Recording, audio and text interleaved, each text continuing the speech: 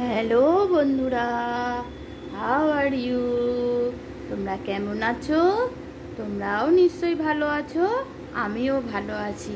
তাই ভালো আছি বলেই ভালো ভালো রান্না করতে চলে আসছি।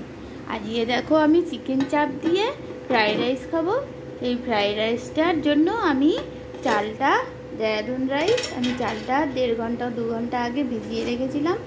এখন দেখো, আমি চালটা ভাতে পরিণত করার জন্য বসিয়ে দিয়েছি।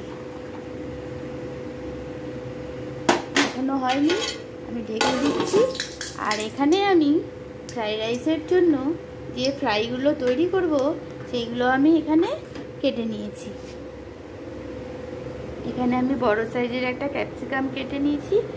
আর এখানে নিয়েছি কাজু আর কিশমিশ ভিজিয়ে রেখেছিলাম।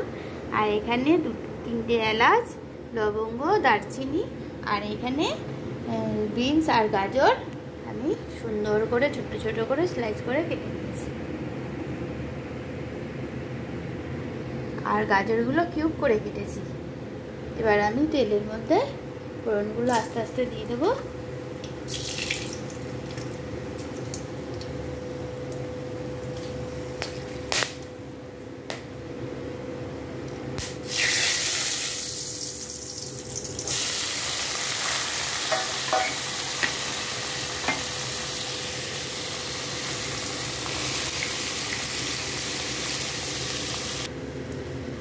আমার ভাত দুটো রেডি, জল ঝরিয়ে নিয়েছি। এবার আমি যে সবজিগুলো আমি ফ্রাই করছিলাম, সেই সবজিগুলোর সঙ্গে এবার আমি মিশিয়ে নিয়ে আমি ফ্রাইড রাইস তৈরি করে নিচ্ছি।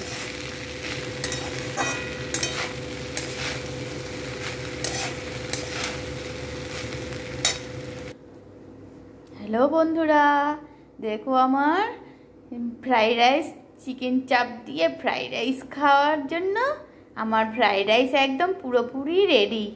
আমার এই রেসিপি ফ্রাইড রাইস যদি তোমাদের ভালো লাগে, তবে লাইক কমেন্ট অনেক শেয়ার করো। আর সাবস্ক্রাইব করে আমায় ভালোবেসে আমার পাশে থেকো। Thank you so much.